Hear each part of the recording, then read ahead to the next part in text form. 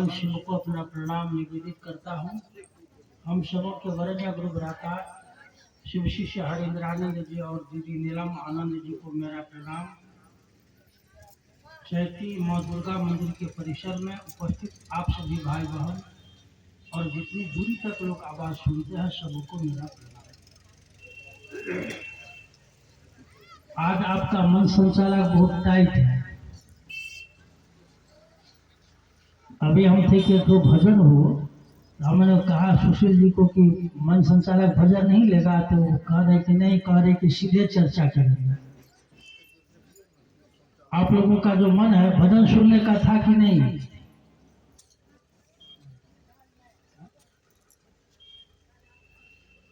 मन संचालक बहुत टाइट है, होनी चाहिए। हम लोगों का मकसद है, भजन एक साधन है। तत्काल जैसे मान लीजिए काम शुरू हुआ, हरा भरा होता है, जगह जगह महादेव करते हैं, फिर एक आध भजन लेते हैं और फिर अपने गुरु शिव की बात करते हैं। यह जगह आपका बहुत अच्छा जगह है, इस वक्त हम लोग बार बार गए हैं।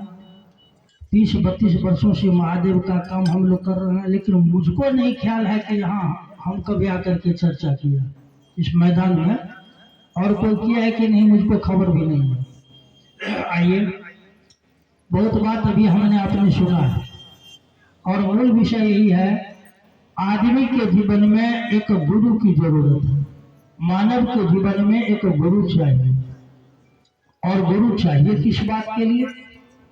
यदि आप इसको समझने का थोड़ा हम और आप चेष्टा करेंगे तो पाएंगे कि जैसे हमारे जीवन में पहले हम लोग चलते थे पैदल, फिर हम लोग साइकिल का सहारा लिए, और यदि मेरे पास सामर्थ्य और शक्तियां थी तो हम लोगों ने मोटरसाइकिल भी ली, और यदि सामर्थ्य है तो हम लोगों ने कार भी लिया। क्या आवश्यकता है? पैदल तो चल ही रहे थे, मोटरसाइकिल की क्या जरूरत है, कार की क्या आवश्यकता है? क्योंकि संसार में दूरी तय करना है, शरीर हमारा एक जगह से दूसरे जगह जाएगा। हम लोगों ने देखा कि साइकिल से जल्दी हम पहुंच पाएंगे, साइकिल से जल्दी हम पहुंच पाएंगे, मोटरसाइकिल से, कार से 2-4 लोग जाएंगे, और यदि दूर जाना है तब हम लोग अपने साधन बदलते हैं।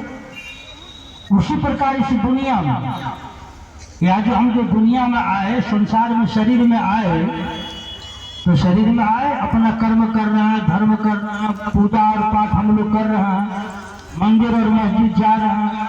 लेकिन जब मंदिर मस्जिद जा रहे हैं, पूजा कर्म कर रहे हैं, तो गुरु की क्या जरूरत है? गुरु क्या करेंगे? क्या गुरु मेरे शरीर को यहाँ से वहां कहीं ले जाएंगे भगवान से जोड़ने के लिए? ऐसा तो है नहीं। तो गुरु के बारे में कहा गया कि गुरु शिष्य के मन को पकड़ते हैं। गुरु पकड़ते हैं शिष्य के मन को, शरीर को नहीं पकड़ते। और जब गुरु शिष्य के मन को पकड़ेंगे तो गुरु शिष्य के मन को लेकर जाएंगे। गुरु शिष्य के मन को पकड़कर कहा जाता है कि इस मन को जोड़ते हैं भगवान से, इस मन को जोड़ते हैं ईश्वर से, इस मन को जोड़ते हैं परमात्मा से। तो गुरु शिष्य के मन को पकड़े। इसलिए हमारे वरण्य गुरु भ्राता हरेंद्रानंद जी ने कहा, जो बाह्य गुरु है, बाह्य गुरु का मतलब जो शरीर में गुरु है, बाह्य गुरु को भी अंतर गुरु होना होता है, अंदर का गुरु होना होता है। शरीर तो गुरु का शिष्य के अंदर में नहीं जाएगा, लेकिन गुरु की ताकत, गुरु की सामर्थ्य, गुरु की सबलता शिष्य के दिल में उतरती है। और जब गुरु की ताकत, गुरु की सामर्थ्य, गुरु की सबलता शिष्य के दिल में उतरती है, तब शिष्य का मन शिव की ओर चलता है। इसीलिए आदमी के जीवन में गुरु की जरूरत है। एक बात आप गौर करेंगे, एक है कि ईश्वर ने संसार में विधान बना दिया, जो आदमी जैसा कर्म करेगा कर्म के अनुकूल उसको फल मिलेगा, आप उसको टाल नहीं सकते। लेकिन यदि आदमी चाहता है, अभी जो आपने कर्म किया है, तो कर्म के अनुकूल यदि किसी आदमी ने अपराध किया, किसी की हत्या कर दी, तो पुलिस उसको पकड़कर जेल में डालती है। किसी आदमी ने चोरी कर लिया तो पुलिस उसको पकड़कर जेल में डालती है, अब पकड़ा गया तो पब्लिक मारती है।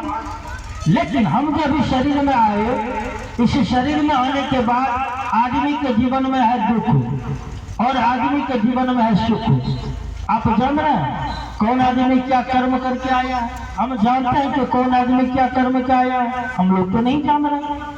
गुरु के बारे में कहा गया कि गुरु या जो आदमी है, मनुष्य आत्मा है, या मनुष्य आत्मा कैसा कर्म करके आया है, किस कर्म के बंधन से या बंधा हुआ है, गुरु शिष्य को उस बंधन से मुक्त करते हैं।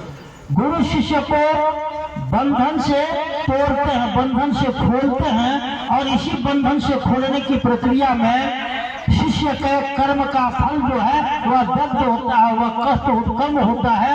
और जैसे ही कर्म फल, हमारा कर्म फल कम होगा, दग्ध होगा, हमारे जीवन में सुख आती है, सुविधा आती है, हमारा जीवन थोड़ा हल्का लगने लगता है, हमारे जीवन की परेशानियां कम होने से जीवन जीने में थोड़ा मजा आने लगता है। इसीलिए आप गौर करेंगे तो पाएंगे गुरुओं की परंपरा में, गुरुओं की श्रेणी में, गुरुओं की श्रृंखला में हमारे यहाँ शिव को कहा गया कि शिव गुरु हैं। आपको बड़ा आश्चर्य हुआ होगा सुन करके, लोगों को होता है कि हमारे समाज में, हमारे इलाके में शिव के शिष्य बनने की परंपरा नहीं थी। शिव गुरु है या खबर भी हम लोगों के पास नहीं था, ऐसी सूचना हम लोगों के पास थी नहीं कि शिव गुरु हैं, शिव गुरु हो सकते हैं, मैं शिव का शिष्य हो सकता हूँ।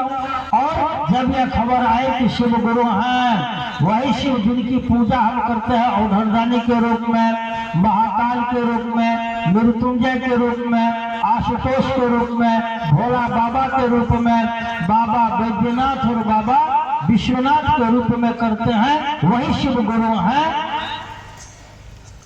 तो हमने अपने शिव को गुरु माना, और शिव को गुरु मानकर जो विधियां दी गई हम लोगों को, विधियां दी किसने? सारे लोग जानते हैं, भारतवर्ष के लोगों को। अब यह खबर है कि शिव का शिष्य बनने के लिए जो विधियां है, यह विधियां साहब श्री हरिंद्रानंद जी ने शिव शिष्य होने के क्रम में जैसा उन्होंने अनुभव किया, अपने अनुभव के आधार पर हरिंद्रानंद जी 3 विधियां दिए। वही 3 विधियां हमारे यहाँ 3 सूत्र के नाम से जाना जाता है, और हम लोग उसे 3 सूत्र का पालन करके अपने जीवन में इन बातों को अनुभूत कर रहे हैं कि शिव सचमुच में गुरु हैं।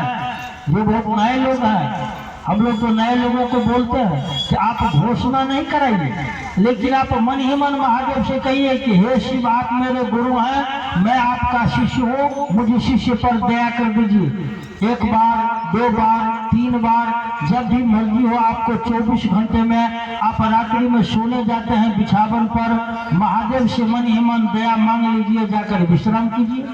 सवेरे सोकर उठते हैं, महादेव को अपने ध्यान में लीजिए, मन में लीजिए, और महादेव से दया मांग कर अपने दिनचर्या को आगे बढ़ाइए।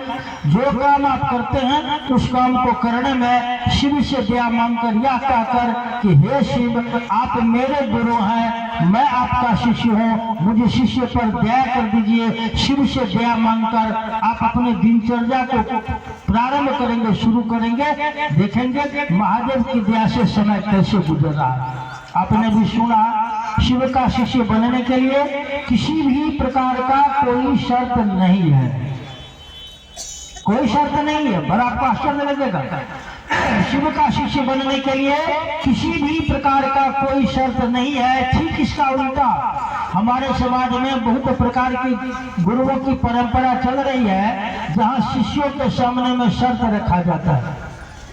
कहीं कहा जाता है आप मांस छोड़ के आओ, मछली छोड़ के आओ, काम छोड़ के आओ, क्रोध छोड़ के आओ, पत्नी छोड़ के आओ, परिवार छोड़ के आओ।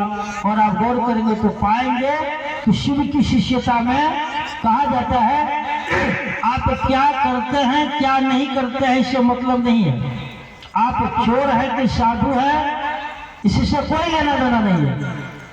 आपके पास आपका मन है ना, आप अपने मन में थोड़ा सा जगह दीजिए शिव को। मन में थोड़ा सा जगह दीजिए शिव को, और शिव को मन ही मन बोलिए, हे शिव आप मेरे गुरु हैं, मैं आपका शिष्य हूँ, मुझे शिष्य पर दया कर दीजिए। फिर जब शिव की दया होगी बात समझ में आ जाएगी। आती है लोगों को समझ में बात। आइए कुछ जिज्ञासा उस पर कुछ हम बात करते हैं आपसे। सुनने का मन है कि बंद करें? है कुछ बात आगे बढ़ावे? अच्छा कुछ बात करते हैं।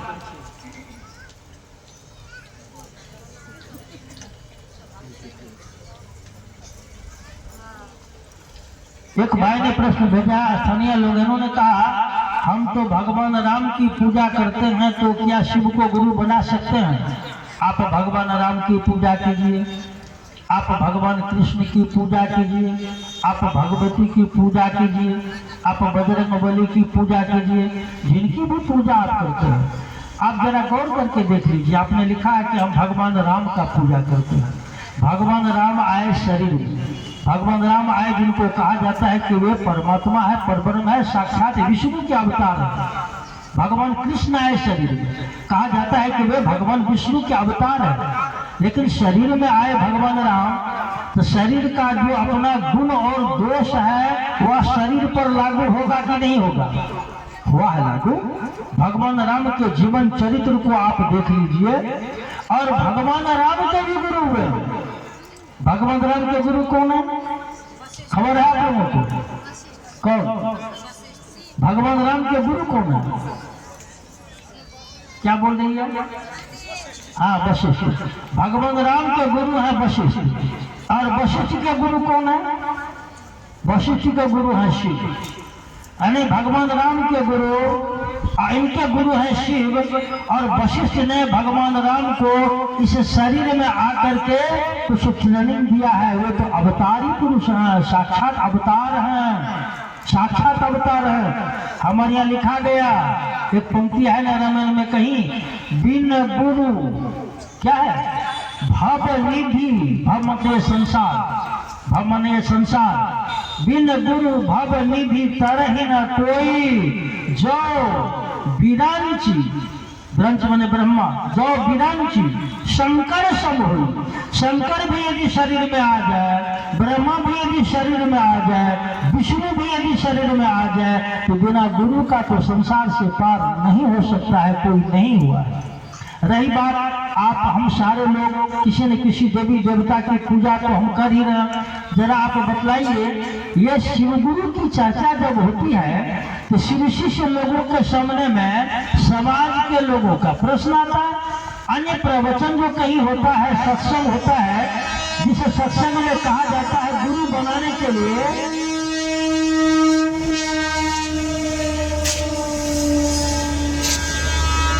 जब उस सत्संग में कहा जाता है गुरु बनाने के लिए, तब ये प्रश्न खड़ा नहीं होता है। होनी चाहिए, खड़ा होनी चाहिए। रामायण में भगवान राम ने एक बात लिखा है। क्या लिखा? भगवान राम ने लिखा है, और एक गुपुत मत, आवाज मेरी बड़ी दूर जा रही है। भगवान राम ने लिखा है रामायण में, अपने भक्त को कहा है, अपने चाहने वालों को कहा है, और एक गुप्त मत, हे बाबू सुन लो, एक जो गुप्त रहस्य है वह मैं तुमको सुना रहा हूँ। तो क्या कहा? और एक गुप्त मत सब कहूँ कर जो, शंकर भजन बिनु नर भगत न पावे। बहुत सारी पंक्तियां रामायण में। यहाँ शंकर से मतलब है, शंकर से मतलब है वह शंकर जो आनंद के दाता है, जो ज्ञान के दाता है, जो गुरु है, उसे शंकर से मतलब है। इसीलिए आप भगवान राम की पूजा करते हैं। शिव यदि आपके गुरु होंगे, इससे बड़ा सौभाग्य आपका क्या हो सकता है? इससे बड़ा सौभाग्य तो किसी के नहीं हो सकता है। शिव किसी भी व्यक्ति के गुरु हो, उस व्यक्ति का सौभाग्य है, उसने शिव को अपना गुरु माना है, शिव की शिष्यता को ग्रहण किया है। आप जान लीजिए, हमारे यहाँ एक बहुत बड़े हुए हैं शिष्य, जिसका नाम है गोरक्षनाथ। गोरख पहले आता था गांव घर में, कोमरिया सब नहीं आता था, सारंगी बजाने वाला गुदरिया, गुदरिया। वे गोरक्षनाथ के पंथ से जुड़ा हुआ है। गोरक्षनाथ के गुरु हैं मच्छेंद्रनाथ, मच्छेंद्रनाथ के गुरु हैं शिव। और गोरक्षनाथ ने कहा व्यक्ति के करोड़ों जन्मों का पुण्य कर्म संचित होकर जब शुभ फल देता है, तब व्यक्ति के मन में शिव के प्रति प्रेम पैदा होता है। ये साधारण बात है क्या? किसी व्यक्ति का गुरु शिव हो जाए आपको ये आसान लग रहा है क्या? आइए शिव को गुरु बनाया जाए, मन में एक संकल्प लिया जाए कि अभी से मैं भगवान शिव को अपना गुरु मानता हूँ। इस संकल्प को अपने मन में जिंदा रखने के लिए महादेव से दया की याचना करें। आप महादेव को मन ही मन बोले कि हे शिव, आप मेरे गुरु हैं, मैं आपका शिष्य हूँ, मुझे शिष्य पर दया कर दीजिए। महादेव को नमः शिवाय से प्रणाम करने का प्रयास करें। दो काम करेंगे, बात बहुत समझ में आएगी, और जब बात समझ में आएगी तब अपने गुरु शिव की बात भी करेंगे, अपने गुरु शिव का शिष्य भी बनाएंगे। लोगों को धीरे धीरे लोगों के दिल में शिव शिष्यता को उतारने का प्रयास भी करेंगे। आइए कुछ और जिज्ञासा